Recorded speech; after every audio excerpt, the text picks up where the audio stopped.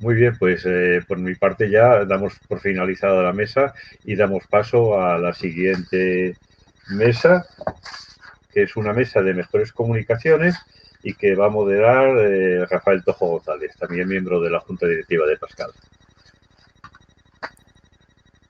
Buenas Te tardes. doy el testigo, Rafa. Gracias, Vicente. Muy bien. Muy buenas tardes.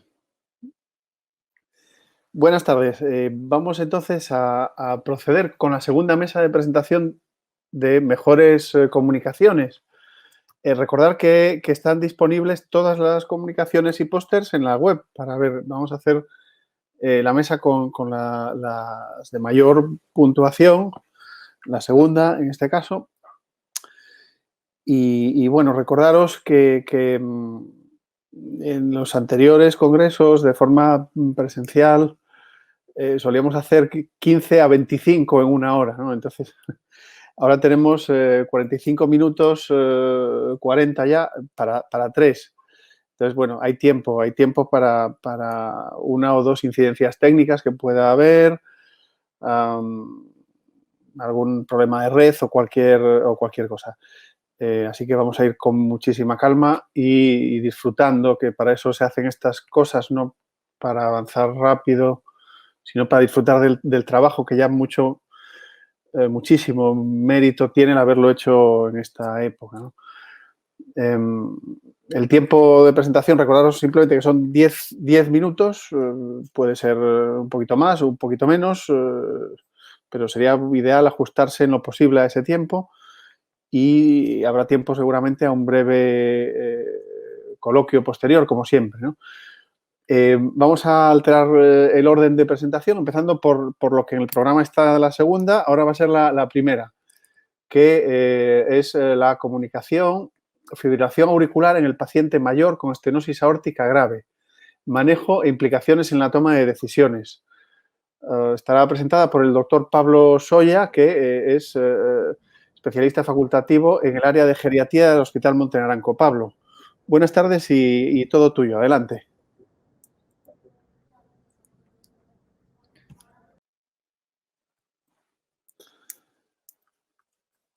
Cuando puedas. No...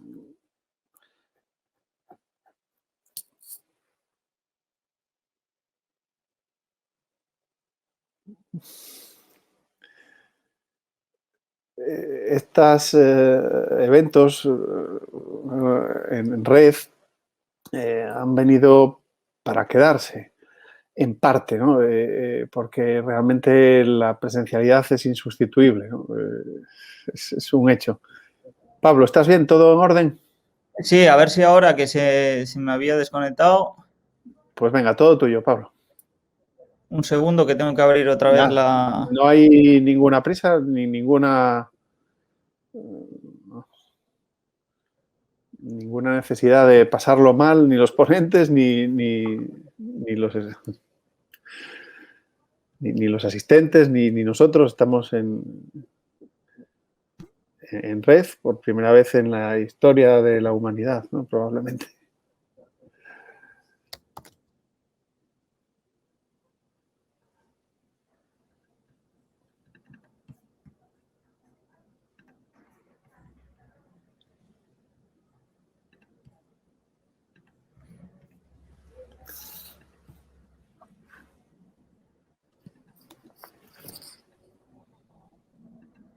No me carga la presentación, ¿eh? No sé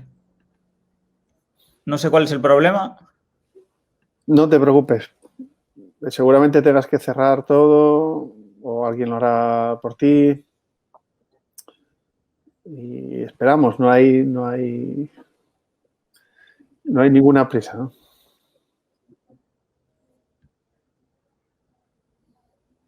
El tiempo empieza a contar cuando empieces tú, ¿no? Es decir, que Vale. mientras vayamos en tiempo, bueno, no hay...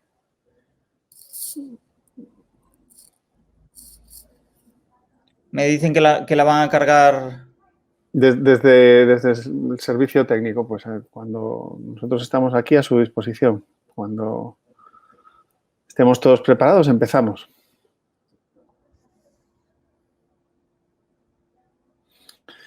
Aprovecho, mientras este impasse, para recordar que a todos los ponentes que permanezcan conectados, ¿no? a la plataforma para el acto de entrega de premios a las mejores de las mejores, ¿no? Que también es interesante.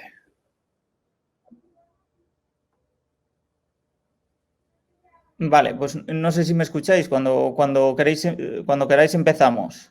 Cuando quieras, adelante. Tendré que ir diciendo siguiente y algunas diapositivas aparecen, bueno, resaltados determinados datos que me parecieron interesantes, entonces igual se hace un poco más lenta la presentación. Bueno, pasamos diapositiva.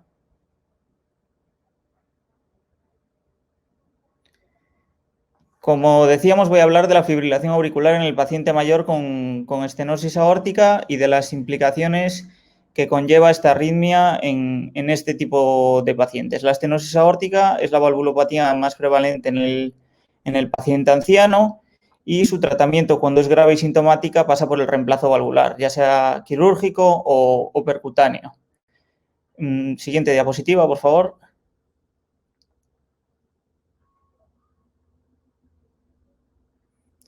En este ámbito, la fragilidad, que consiste en un estado proinflamatorio y de estrés oxidativo que conlleva una disfunción de los órganos y sistemas, determina resultados adversos. Siguiente diapositiva. Hay tres diapositivas. Siguiente diapositiva. Y siguiente diapositiva. Siguiente diapositiva. Así nos encontramos con pacientes robustos en los que han de ser manejados como el adulto joven, ¿no? Mediante el procedimiento estándar. A pacientes frágiles y prefrágiles, que por este estado de fragilidad están en mayor riesgo, son más vulnerables, tienen un SPPB entre 1 y 9 y que son los que se van a beneficiar generalmente de un reemplazo percutáneo y de una intervención geriátrica previa y posterior al procedimiento para mejorar sus resultados de salud. Tenemos también a pacientes ya dependientes, que ya no son frágiles, ya han pasado a un estado de dependencia, con un SPPB de 0 y que generalmente no se van a beneficiar de un tratamiento invasivo, ya que el riesgo que supone este tratamiento es mayor que el beneficio esperado. Esto ha sido demostrado por varios estudios, entre los que destaca el que muestro en el gráfico de la derecha, en el que vemos cómo los pacientes con un SPPB entre 0 y 2 llegan hasta triplicar las tasas de mortalidad y de discapacidad posterior al reemplazo con respecto a los pacientes robustos. Siguiente diapositiva. Por ello, es muy importante hacer una valoración de los riesgos y beneficios anticipados al procedimiento. Siguiente diapositiva. Y siguiente diapositiva. Tenemos que tener en cuenta que en el paciente geriátrico generalmente confluyen más de una enfermedad, ¿no? y que la determinación de los síntomas es compleja. Además, se les va a someter a un tratamiento invasivo, como decía, que tiene riesgos asociados al procedimiento, como puede ser el ictus, la propia mortalidad, el implante de marcapasos y posteriormente al reemplazo valvular hay que hacer una planificación para la recuperación funcional de estos pacientes. Siguiente diapositiva y siguiente diapositiva. Por ello, los organismos internacionales y sociedades científicas recomiendan la incorporación de la geriatría a los HER-Team. En este ámbito asistencial se nos invitó ya hace más de 3 años desde el área del corazón a participar valorando los pacientes previamente al reemplazo valvular aórtico. Siguiente diapositiva. Para hacer un control clínico de comorbilidad, de patologías potencialmente discapacitantes, detectar fragilidad y hacer valoración de beneficio y futilidad. Siguiente diapositiva. Y siguiente diapositiva y siguiente diapositiva. Así realizamos reuniones semanales con el Heart Team para adecuar el tratamiento en estos pacientes, para determinar de qué se van a beneficiar más estos pacientes, si de cirugía TAVI o tratamiento médico, y especialmente relevante es nuestro papel detectando situaciones de fragilidad potencialmente reversibles para mejorar los resultados de salud de estos pacientes. Siguiente diapositiva. Voy a contar nuestra experiencia con 300 pacientes que más o menos son 2 años y medio de consulta, desde que empezó la consulta. Siguiente diapositiva.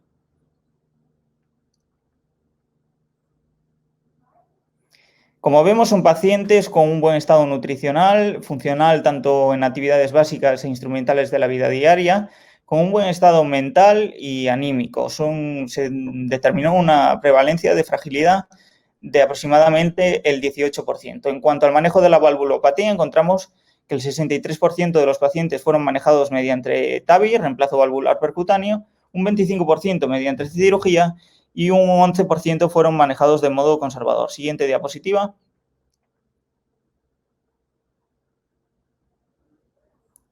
Siguiente diapositiva, por favor. Bueno, pasaron 2 diapositivas. Son pacientes, la digo igualmente, son pacientes de edad avanzada, una edad media de 84 años, en su mayoría en la franja de edad entre 85 y 90 años, con unas características cardiológicas que se corresponden a las de la estenosis aórtica, con alrededor de un 30% de pacientes con una fracción de eyección reducida, con un área valvular media de 0,7 y en los que las patologías más prevalentes fueron la hipertensión arterial, la dislipemia, y nos llamó la atención la alta prevalencia de fibrilación auricular, que es lo que vemos en esta diapositiva, ¿no? Hasta un tercio de los pacientes presentaban esta arritmia. Siguiente diapositiva. En cuanto a la fisiopatología de la fibrilación auricular, vemos que se producen anomalías eléctricas, fibrosis auricular y dilatación auricular. Siguiente diapositiva. Estos mecanismos fisiopatológicos se comparten con los de la estenosis aórtica, siguiente diapositiva, así como los factores de riesgo que predisponen a estas dos patologías. Siguiente diapositiva.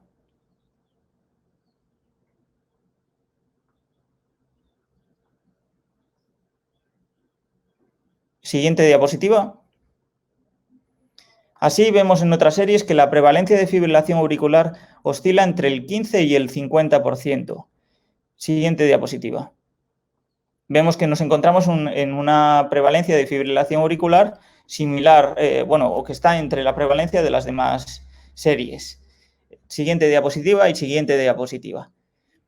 Asimismo, la presencia de fibrilación auricular determinó, según diversos estudios, la relación con mortalidad tanto como a corto como a largo plazo, así como el desarrollo de eventos isquémicos y hemorrágicos a nivel cerebral. Siguiente diapositiva y siguiente diapositiva.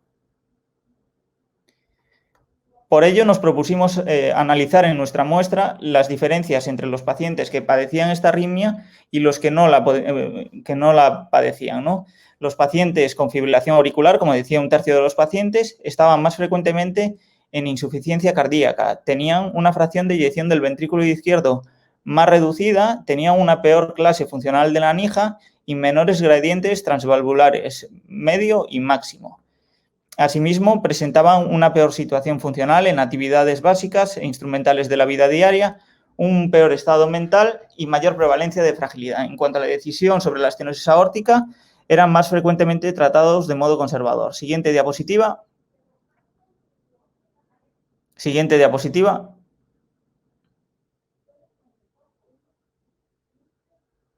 Siguiente diapositiva.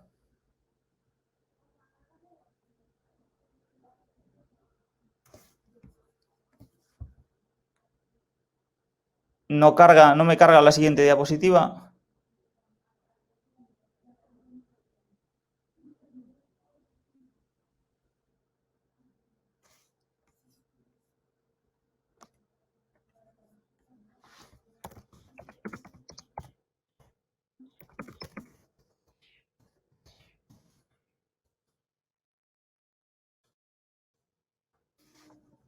Bueno, creo que han avanzado más diapositivas.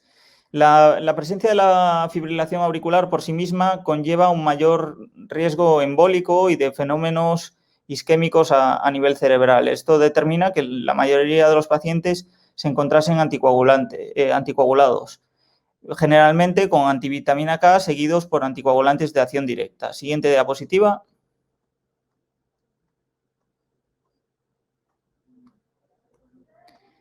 A ello sumamos un procedimiento invasivo que, asociado al mismo procedimiento, tiene un riesgo de fenómenos embólicos. Este es un estudio en el que se realizaba una resonancia 24 horas previas al reemplazo valvular y 48 horas posteriores al reemplazo valvular, en el que se vio que hasta un 60% de los pacientes desarrollaban microembolismos asociados al procedimiento. Siguiente diapositiva.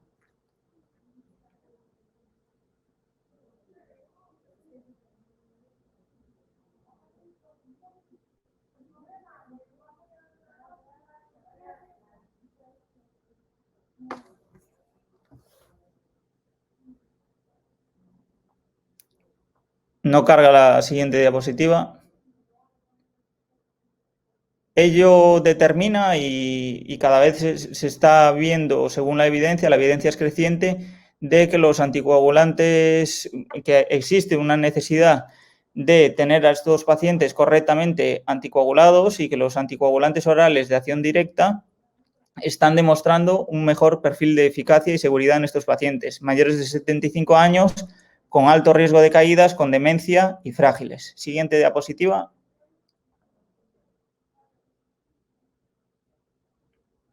Así podemos dibujar una tríada: fibrilación auricular, fragilidad y deterioro cognitivo, que se encuentran íntimamente relacionadas y que son determinantes en el manejo de la estenosis aórtica grave sintomática en el paciente mayor.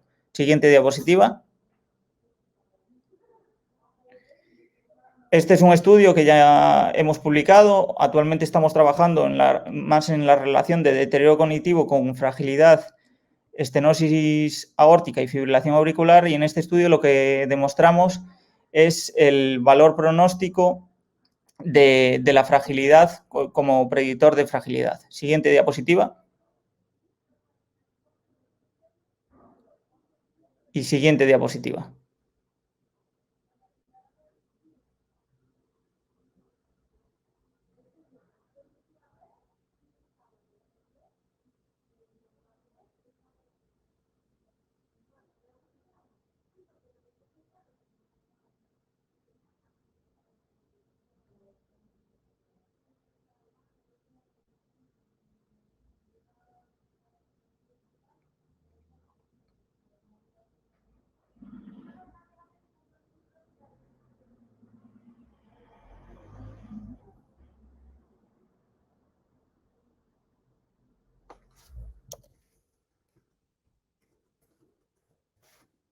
No carga la siguiente diapositiva.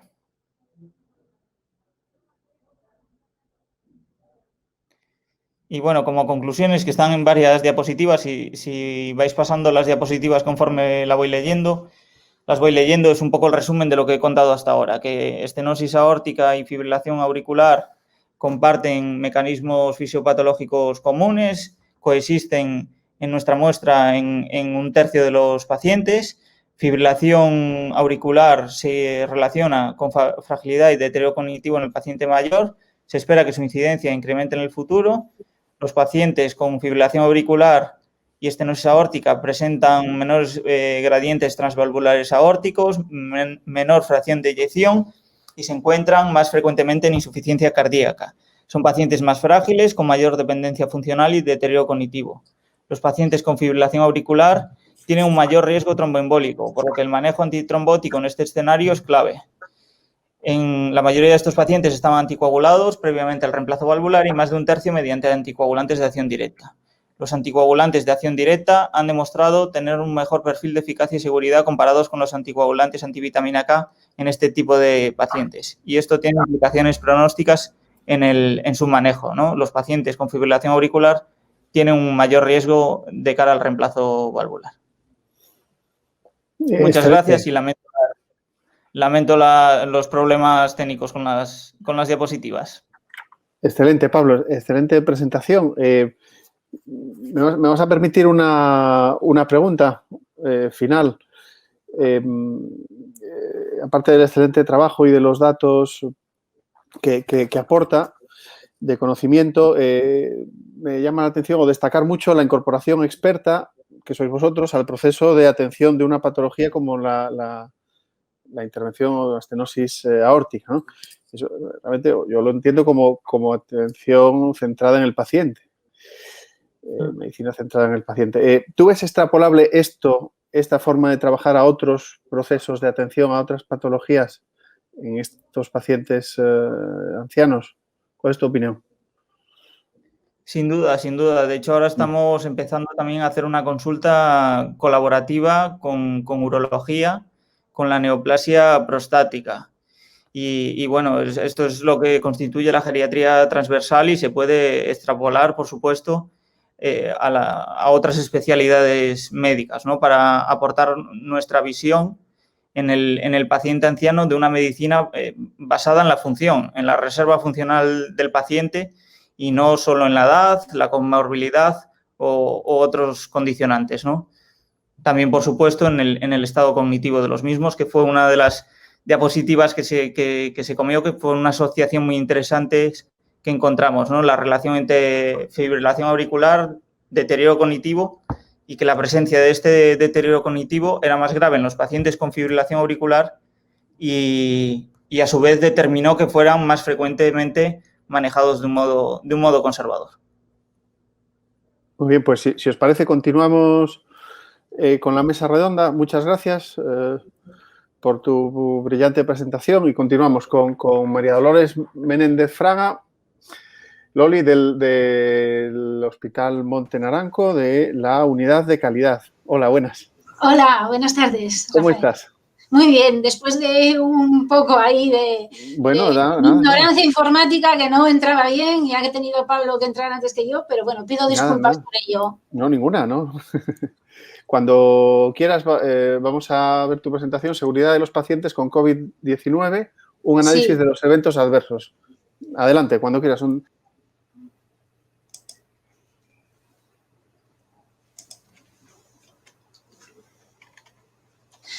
Bueno, buenas tardes a todos y ante todo quiero dar las gracias al Comité Científico de Pascal por habernos escogido este trabajo del Hospital Monte Naranco para presentar en esta segunda mesa de mejores comunicaciones. Una pequeña introducción de lo que ya he sabido, porque ya lo hemos comentado en congresos anteriores, del problema actual que tiene la seguridad de pacientes, y es que no hay una disminución significativa de eventos adversos, tampoco hay un patrón oro para detectar los mismos, y a pesar de ello, pues seguimos con los sistemas de notificación voluntarios que no tienen evidencias y una sensibilidad baja. Dentro de los diferentes métodos de estudio para captar eventos adversos que utilizamos en el Naranco, pues aparte de la notificación voluntaria, evidentemente, o del SAU, está la herramienta americana Global Trigger Tool, que la implantamos en el hospital en 2007 y que consiste en un cribado de historias clínicas a base de pistas y de manera retrospectiva. Bueno, pues, ¿qué ha pasado entonces desde el 2007 hasta ahora en el hospital con el Global Trigger Tool? ¿Qué es lo que nos ha aportado? Bueno, aquí tenemos una revisión sistemática de 48 estudios del Global Trigger Tool, uno de los cuales es el nuestro, que pese a todas las limitaciones que pueda tener el Global como cualquier sistema de notificación, concluyen pues, que es una herramienta flexible.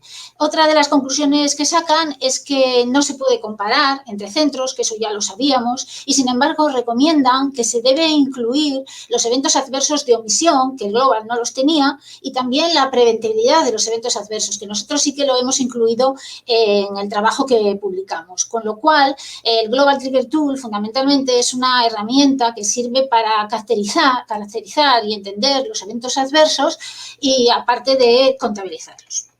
Bueno, a la derecha les ponemos en la tabla, siguiendo con este artículo, los 2 trabajos publicados del Global que existen en España. El 68 es el nuestro, aquí lo ponemos al lado de otros estudios que también, bueno, tienen distintas variaciones metodológicas, evidentemente, para que vean pues algunos de los indicadores como la infección, la medicación, las úlceras por presión o las caídas. Este otro estudio es un metaanálisis de 2021 que analiza los diferentes sistemas de notificación y lo que estudia es el impacto de la medición de estos sistemas en la mejora de la disminución de los eventos adversos. Bueno, pues como ven, de 3.894 artículos cribados, analizados, solo 7 pasaron la criba metodológica. Están aquí, es llamativo que los 7 sean de cribados de historias clínicas, ninguno de notificación, y 6 sean de Global Trigger Tool. El de abajo del todo es el nuestro, el de 2014. Y aunque son pocos estudios, ya hay una moderada evidencia de que hay una ligera mejoría en la disminución de los eventos adversos. Para finalizar, este otro artículo es un trabajo que hemos realizado en el Naranco para mejorar las pistas del Global Trigger Tool de 2007 y esta herramienta SNFT es una herramienta también del IHI y que sirve para captar eventos adversos en pacientes residencializados, en personas mayores y de las cuales pues hemos cogido algunas de sus pistas porque están mejor formuladas y las hemos incorporado a nuestro Global. Bueno, por todo ello, ¿cuál ha sido el objeto de este estudio? Pues evaluar con el Global Trigger Tool si los pacientes con COVID-19 tenían más eventos adversos frente a los pacientes no COVID y si esta herramienta nos valía para esa diferenciación. Bueno, el periodo de estudio ha sido el año pasado, 2020. Hemos cribado 240 historias, son 10 quincenales, usando la metodología del Global. Ya saben cómo es nuestro hospital, 204 camas. Y para categorizar los eventos adversos, pues utilizamos el MERP, que van desde las categorías de la E a la I, que la I es la muerte del paciente. Pues aquí tenemos ya los resultados. De los 3.616 pacientes que ingresaron en Naranco en 2020, cribamos un 6,6%. Obtuvimos 133 eventos adversos que correspondieron a 98 pacientes. Alguno de ellos tuvo más de un evento adverso. Y como las 240 historias se cogen aleatoriamente al azar, cogimos solo 18 pacientes COVID frente a 222 no COVID. La media de edad es similar, como ven, sin embargo, el porcentaje de eventos adversos es mayor, un 94% para los pacientes COVID frente a un 52% para los no COVID. Y la estancia media, hay que tener en cuenta que estos pacientes COVID duplican casi un 21 días respecto a 11 días a los otros pacientes. En esta tabla, no sé si lo ven bien, pero se visualizan los distintos apartados que hemos estudiado y a la derecha del todo están en negrita aquellos aspectos que tienen una diferenciación estadística, que son estadísticamente significativos. Si los vemos mejor en el lado izquierdo, para su comprensión, pues ha sido estadísticamente significativo para un mayor número de eventos adversos en pacientes COVID, aquellos que han aparecido después de 12 días de ingreso, o sea, en los pacientes COVID aparecen los eventos adversos más tarde que en los pacientes no COVID. También ha sido estadísticamente significativo para los eventos adversos de la E a la I, para los pacientes de la E a la I y para categorías más graves como son de la F a la I. La F es la hospitalización prolongada y la I ha habido pues una muerte relacionada en pacientes COVID. Y dentro de las categorías secundarias, pues las infecciones relacionadas a la asistencia sanitaria son las que han resultado estadísticamente significativas. Llama la atención que, por ejemplo, para los cuidados generales, que es el porcentaje mayor, con un 61%, lo vamos a visualizar mejor en esta otra diapositiva que se ve más grande, no ha resultado estadísticamente significativo para todos estos parámetros que entran dentro de los cuidados, como son flebitis, dermatitis o úlceras por presión. Sin embargo, en porcentaje, el segundo que fueron las IRAS, las infecciones sí que ellas resultaron estadísticamente significativas. Por lo tanto, ahora estaríamos en una segunda fase que sería aumentar la N de los pacientes COVID y seguir la misma metodología del Global porque creemos que tiene que haber otras asociaciones que sean estadísticamente significativas que aquí pues no las hemos visto. Y nada más, concluimos con que el Global es una herramienta que nos ha puesto de manifiesto un aumento de eventos adversos en los pacientes COVID que aparecen más tarde en su hospitalización, son eventos adversos más graves y que la punta del iceberg de las categorías pues ha sido para las IRAS, para las infecciones relacionadas a la asistencia sanitaria. Y todo ello pues pone de manifiesto la posible vulnerabilidad de estos pacientes en una situación de pandemia como la actual. Sin embargo, como vimos en la tabla anterior, parece ser que no ha habido una merma de cuidados en nuestros pacientes geriátricos cuando han estado con un periodo de aislamiento prolongado por gotas y contacto y, sin embargo, no se ha podido demostrar que estadísticamente es significativo las categorías de cuidados generales en estos pacientes. Y esto es todo. Muchísimas gracias por escucharnos. Muchas gracias, Loli. Una presentación excelente y ajustada al tiempo. ¿Te puedo hacer una pregunta rápida? Sí, claro. He entendido que en los pacientes COVID los eventos adversos ocurren más tardíamente que en no COVID. Sí, a partir de 12 días. Sí, el porcentaje es mayor, sí. La pregunta es si estáis trabajando en cómo interpretar ese... Pues debe ser difícil de interpretar eso. Bueno, sí, como han visto antes, la estancia también era mayor. Y claro, si vamos a la estancia se duplica, entonces es normal que también tengan más eventos adversos y, bueno, aparecen más tardíamente a partir de los 12 días. Deberíamos, como dijimos antes, pues no sé, aumentar la N de los pacientes COVID, porque ya ve que solo son 18 pacientes respecto a 240 historias. Por lo tanto, en esta segunda fase yo creo que debemos aumentar ese número y ver si hay alguna significación estadística mejor para corroborarlo. También tenemos que añadir la preventibilidad de los eventos adversos, que aquí no la hemos añadido. Sí la añadimos en el trabajo publicado de 2014, que fueron 6 años de Global, de 2007 a 2012, pero aquí en este trabajo que estamos ahora exponiendo no la hemos añadido. Entonces también nos quedaría pendiente eso. Muy bien, pues muchísimas gracias. Gracias y continuamos. A vosotros. Bueno, gracias. Buenas tardes. Buenas tardes. Continuamos con la tercera presentación, a cargo de Begoña Álvarez Muñoz, que es la directora médica del Hospital de Jove. Hola, Begoña. Hola, Rafa.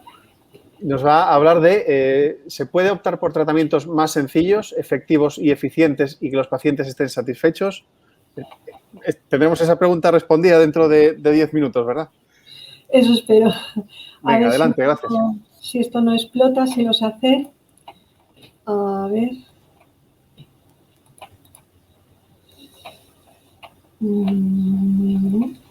No sé muy bien cómo pasar las diapositivas. A ver.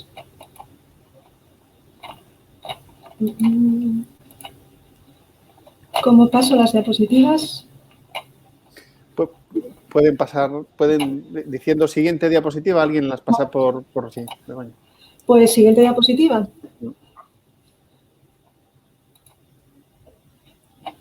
Hay un cierto retardo entre... Sí. Bueno, sí, tenemos tiempo para... No sé cómo se pasa. Siguiente diapositiva, por favor. Aquí. Bueno, pues buenas tardes, Rafa. Buenas tardes a todos. Tampoco la tecnología es uno de mis fuertes, pero vamos a intentar hacerlo lo mejor posible.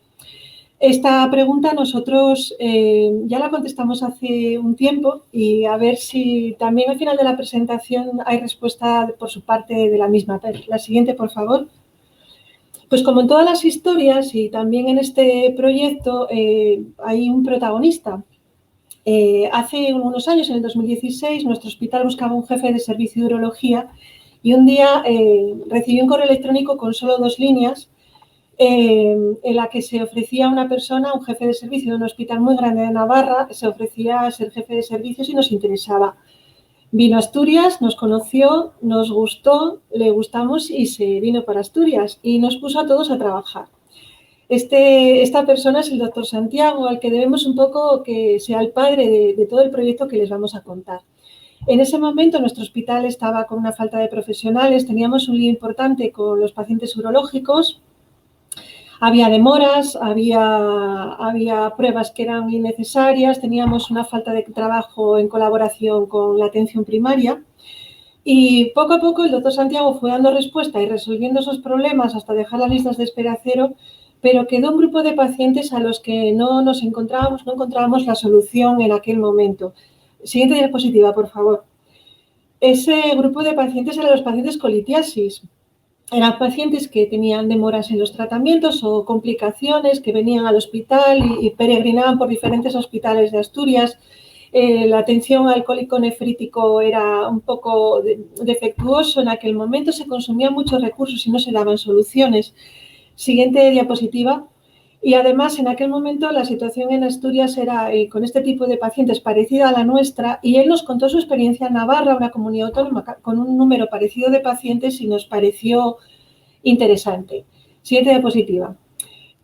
Como en todos los caminos, a veces el trayecto hasta llegar al final es enriquecedor, como fue en mi propia experiencia, porque yo no soy urólogo, soy médico de familia y, bueno, sabía lo justo sobre este tema. Siguiente diapositiva.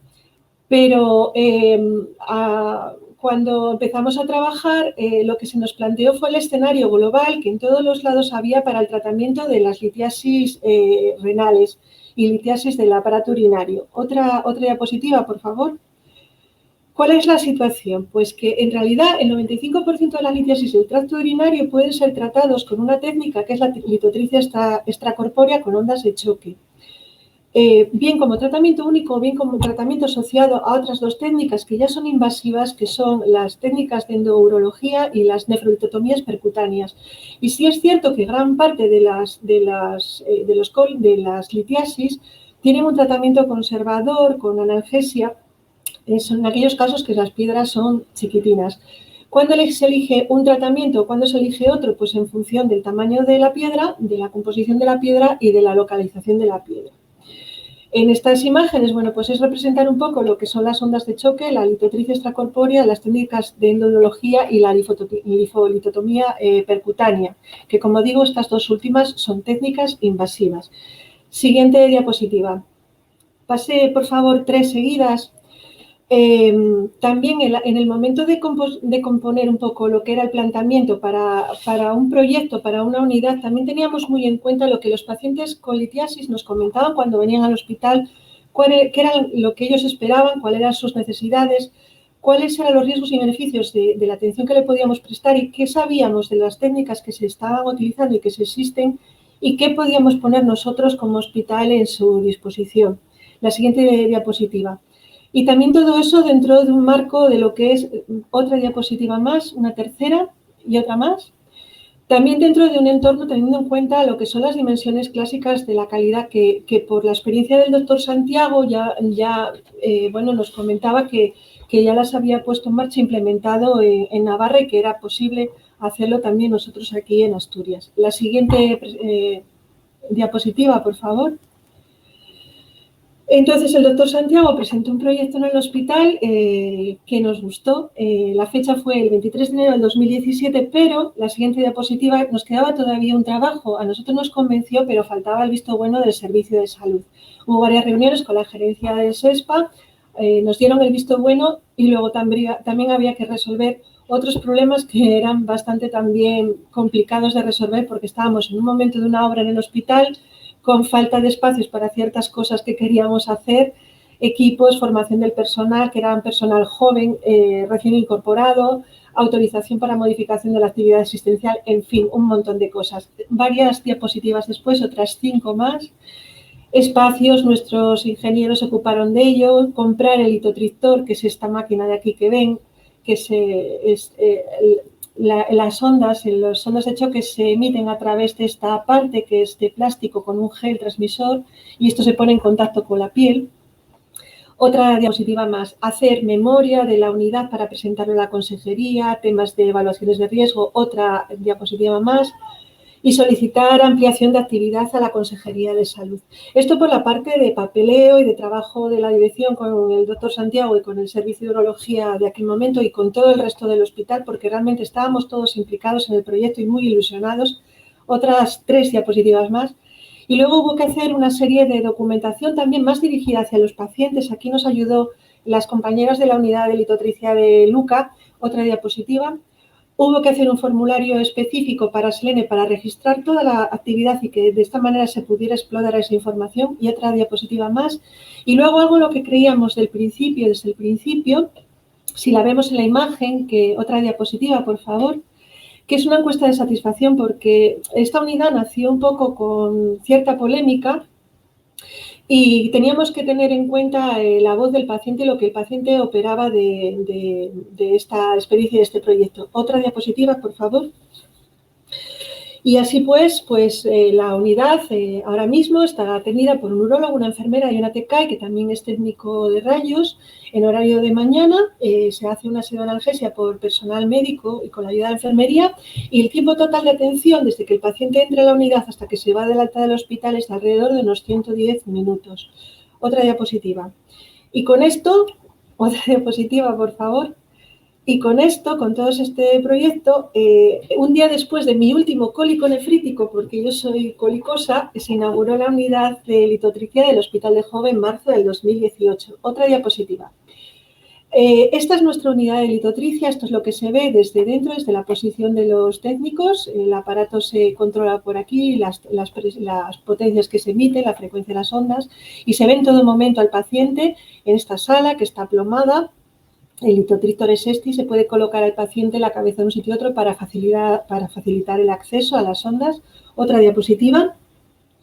Y esta sí que me gustaría pararme un poco más para que vean el trabajo de la unidad de litotricia desde que empezamos a funcionar en marzo del 2018 hasta el 31 de mayo de este año, cómo se distribuyen los pacientes y las sesiones que llevamos administradas. En esta parte de aquí son los tratamientos administrados a pacientes de nuestro distrito, el distrito de Jove, que somos el distrito 1 del área sanitaria 5, y el resto son las sesiones que se administran a pacientes del resto del área 5 y del resto de áreas sanitarias de Asturias. Y bueno, quizás esta diapositiva haga pensar a alguno. Siguiente diapositiva, por favor.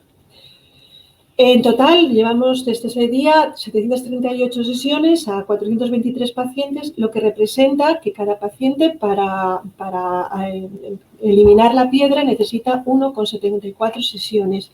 Siguiente diapositiva. En relación con las encuestas de satisfacción que distribuimos a los pacientes que se les entrega el día de la litotricia y devuelven al servicio de urología con la revisión, se analizaron dos bloques de encuestas, una de entre marzo del 18 y mayo del 20 y un segundo bloque de encuestas durante este año de 2021.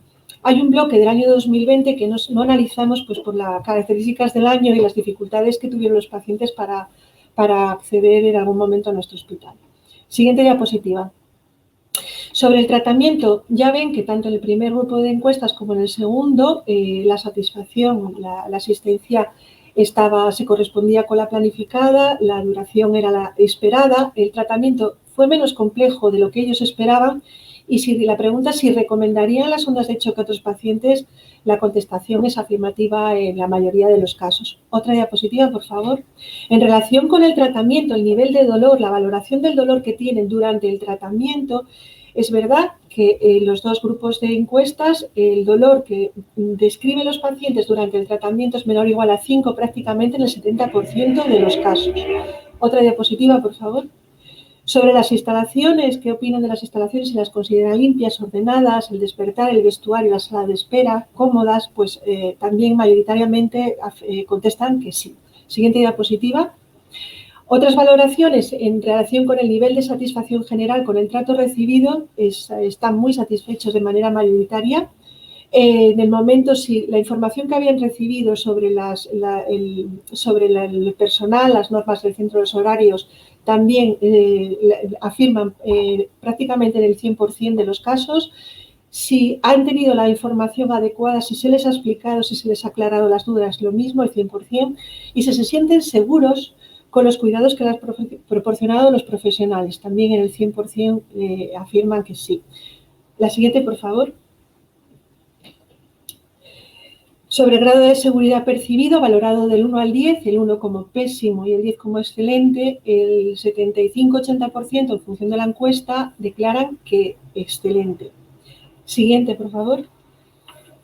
Y luego había una pregunta abierta o hay una pregunta abierta en la que ellos pueden decir qué cosas podrían mejorar. Sí que nos llama la atención siempre cuando nos dicen mejorar el aparcamiento, pero sí que tenemos en cuenta algunas de las consideraciones. Por ejemplo, esta contestación, disminuye el dolor durante el tratamiento. Siguiente, por favor. Y lo mismo, en la segunda, por ejemplo, la de cambiar las máquinas expendedoras. Ahora hay máquinas que admiten billetes, es un poco anecdótico y en plan de broma. Siguiente, por favor. Un dato que nosotros valoramos, que hacía alusión al consumo de fungibles que se utilizaban para la extracción de piedras por sistemas que no son ondas de choque, por técnicas endurológicas, del porcentaje total de consumibles que se utilizaron entre el 16 y el 20, es verdad que la mayor parte de ellos fueron consumidos antes de la puesta en marcha de la unidad de litotricia, con lo cual se produce un ahorro de costes en este tipo de técnicas invasivas. Siguiente diapositiva. Con esta información, lo que muchas veces nos preguntamos es que ¿se informa a los pacientes de manera adecuada? ¿Garantizamos la accesibilidad a los pacientes? ¿Utilizamos métodos eficientes? ¿Y realmente pensamos en los pacientes cuando indicamos un tratamiento? Ahí lo dejo. Siguiente diapositiva, ya casi acabo. ¿En qué estamos trabajando? En la analgesia intratratamiento se modificaron ya las pautas de pseudoanalgesia. También en la analgesia domiciliaria muchos se iban todavía con la indicación de analgesia sin dolor. Y en la formación e información a otros servicios y a otros hospitales como esta ventana que nos está proporcionando Pascal. Y ya la última diapositiva. Y este es el trabajo de un grupo de gente encabezado por el doctor Santiago y del que nos sentimos muy orgullosos y la que nuestros pacientes realmente están muy contentos y muy satisfechos. Muchísimas gracias a todos y perdón por esta dificultad informática. Muchas gracias, Begoña, por la excelente presentación. Además, muy bonita porque muestra la historia desde sus inicios hasta la actualidad, que es algo que aporta mucho. Los números hablan por sí solos, la verdad. Solo quería hacerte un comentario que hablabas de un trayecto enriquecedor y claro, el trayecto enriquecedor es lo que crea una dinámica de mejora continua y de búsqueda de la calidad total, ¿no? Esa es la reflexión que se me ocurre al oír tu presentación. Y nada más que enhorabuena por una maravilla que habéis hecho y un excelente resultado, pero sobre todo un excelente método de cómo llegar a él, ¿no? que sería muy de agradecer que se tomase ejemplo, como tú dijiste, ¿no? Gracias, Rafa. Muchas gracias. Gracias a todos. Gracias. Muy bien, pues hasta otro día, Begoña. Y con esto cerramos la mesa segunda de mejores comunicaciones orales y continuamos sin dilación. Vamos bien de tiempo, son las 7:25. Podemos continuar con el congreso